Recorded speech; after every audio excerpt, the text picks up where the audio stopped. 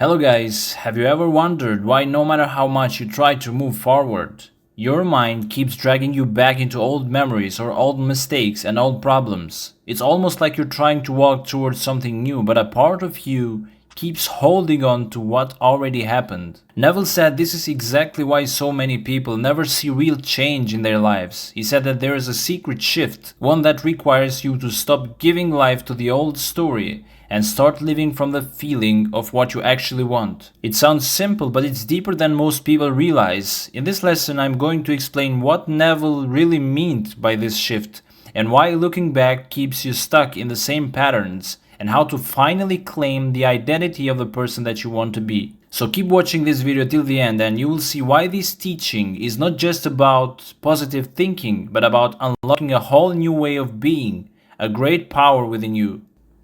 So leave all and follow me is a double invitation to you. First, it invites you to turn completely away from all the problems, and then it calls upon you to continue walking in the claim that you are that which you desire to be. So when you want to change your life, you cannot keep holding on to two different versions of yourself at the same time. The old self with all its problems and the new self that you want to become. Neville says that when you hear the words, leave all and follow me, you should not take them only in a religious sense, but in a very practical, personal way. These words are like an invitation, but not just a single invitation. It's really a double invitation, two steps that go together. The first part of the invitation means this. You are being asked to stop paying attention to your problems, difficulties, or whatever is troubling you right now. Imagine that you're holding on to all your worries like heavy bags. This first part is telling you that put them down, stop carrying them, stop looking at them, and stop thinking about how bad they are. When you keep staring at your problems, you keep giving them life and power because you are feeding them with your attention. So leave all means exactly that. Leave behind the old story, the old troubles, the old feelings of being stuck. So you do not solve them by staring at them, you solve them by turning completely away from them. Now comes the second part of the invitation.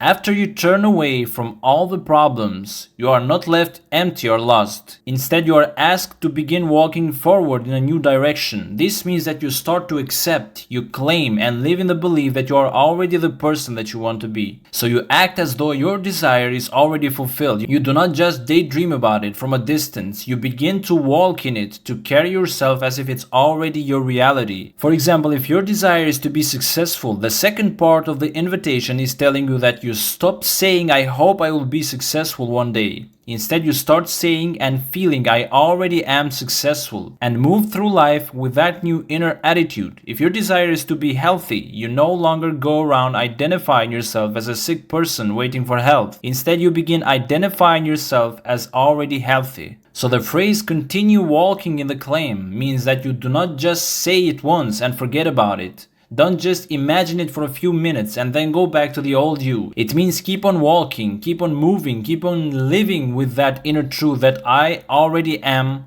what I want to be. You have to make a clear mental and emotional choice. So leave all and follow me means you stop letting your old story dominate your mind. If you are constantly thinking about what went wrong, how unfair life has been, or how impossible things look, you are feeding those problems with your energy and attention. And when you keep feeding them, they stay alive in your experience. So the first part of the lesson is turn your back on the old state of being. You stop replaying the pain, you stop defining yourself by your difficulties, and stop identifying as a version of you who is struggling. It's not about pretending those things never happened, but about refusing to keep living in them mentally. But now listen carefully. Neville says that is only the first step. If you only turn away from problems without moving into something new, you will end up empty and confused. That is why the second part of the lesson is to walk in the claim that you are that which you desire to be. This means that once you drop the old identity, you immediately start living in the feeling of already being the person that you want to be. So instead of waiting for outside circumstances to prove it, you begin to accept it inwardly as your truth. You walk, talk, think, and feel from the new position inside yourself even before the outside world reflects it. So the transformation doesn't happen by struggling with your problems, analyzing them endlessly, or trying to fight them into submission. It happens when you deliberately turn away from them, cut off the inner attention that keeps them alive, and then step into a new state, a completely new state of being, by claiming I already am what I desire. Because your inner identity is the real cause of your outer life. So if you want your world to change, the way is not through fighting the old, but through letting it go and constantly living in the new until it feels natural. And do not be a Lot's wife who looks back and becomes salted or preserved in the dead past. Be a Lot who does not look back, but who keeps his vision focused upon the promised land, the thing desired.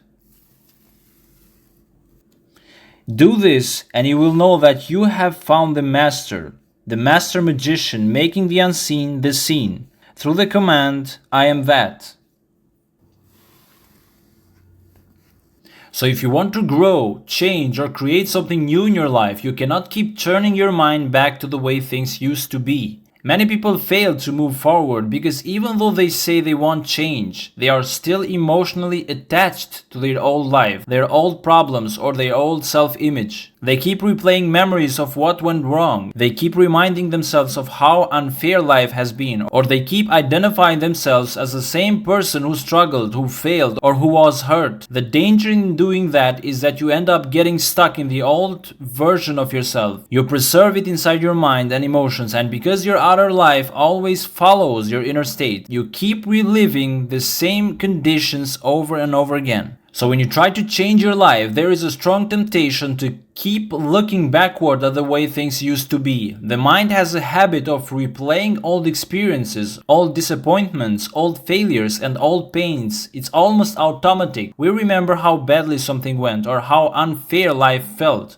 or how stuck we have been. But the problem is that every time that we look back at those old states, we emotionally relive them. It's as if the past comes alive again inside us. And because our emotions are powerful, those old feelings can freeze us in place, making it hard to move forward. And this is what Neville means when he says Lot's wife became salted or preserved in the dead past. So she looked back, and by doing so she got stuck. Symbolically, she turned into a pillar of salt, unable to move into something new. This represents a person who cannot let go of their old identity. Maybe they want a better life, but they keep telling themselves, this is who I've always been, or I've always been poor, I've always been unlucky, or I've always been sick. And by repeating and re-experiencing those old thoughts, they stay emotionally tied to the past. The past becomes their present, and their future ends up looking the same. And they are preserved, frozen, in an identity that no longer serves them. And instead, Neville is telling you to be like Lot, who kept his attention forward. Lot in the story did not look back. He kept moving forward, keeping his attention on the promised land. That is a symbol for the new life, the better state, the desired condition. The promised land is the end result, the wish fulfilled, the end result that when it is felt in imagination, it is promised that it will come to pass in the physical world. So you must keep your mind, your imagination, and your emotions focused on the life that you want to experience. So you do not focus on how things used to be, or even how they are right now if they don't match your desire. Instead, you focus on how you want them to be, and you live mentally in that vision as though it's already true. This is the opposite of getting stuck in the past. It's a decision to focus completely on what you want, not on what you do not want. This means training your mind to stay loyal to your vision of your desired future, even if your current circumstances or your memories try to pull you back. And this requires discipline. Your mind will want to revisit the past because the past feels familiar and even safe, even when it was painful, but don't do that. Every time you look back, you feed the old state and you risk freezing there. So instead you must be like Lot, who keeps his attention forward on the thing that he wants as though it is already real. So the promised land is not some faraway place, it's whatever you are longing for. Whether it's health, love, success, peace, or freedom. It is whatever you desire in your own life. For one person, the promised land might be health, for another, love, for someone else might be success or peace of mind. But Neville says that the only way to reach it is to stay loyal to it in your inner world. So the key is that you keep your attention on that desire as if it's already real and you refuse to go back to your old way of identifying yourself. So do not be that kind of person who keeps replaying old failures, old hurts, and old conditions.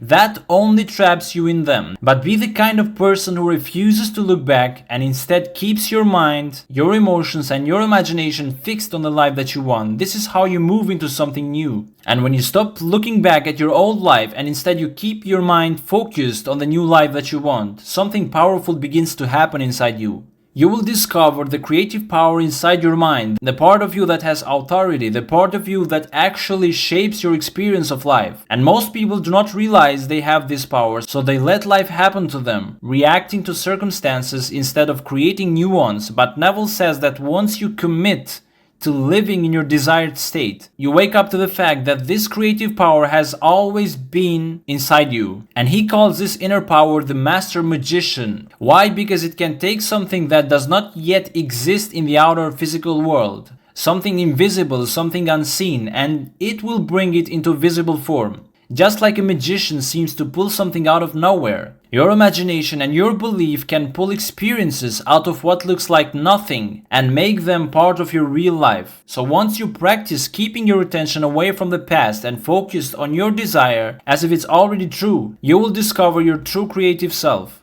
You will realize that the power to bring about change does not come from outside circumstances, luck, or other people. It comes from within, from the way that you define yourself with the words I am. This is the master magician inside you, the part of you that turns thoughts and feelings into lived reality. So here's the point, you do not need to fight your past, analyze every problem, or wait for life to change on its own. The moment that you stop looking back and instead live as if your desire is already yours, you step into a new state of being. That's what means by leaving all and following, leaving behind the old story and following the truth of who you now choose to be. And if you do this consistently, you will discover that the master magician he spoke of is already within you, the power to turn the unseen into the seen, simply by saying the feeling, I am that. So the lesson here is not just about ignoring your problems or pretending they do not exist. It's about understanding how your attention, your focus, your belief actually creates your experience. It's about finally daring to stop carrying the weight of the past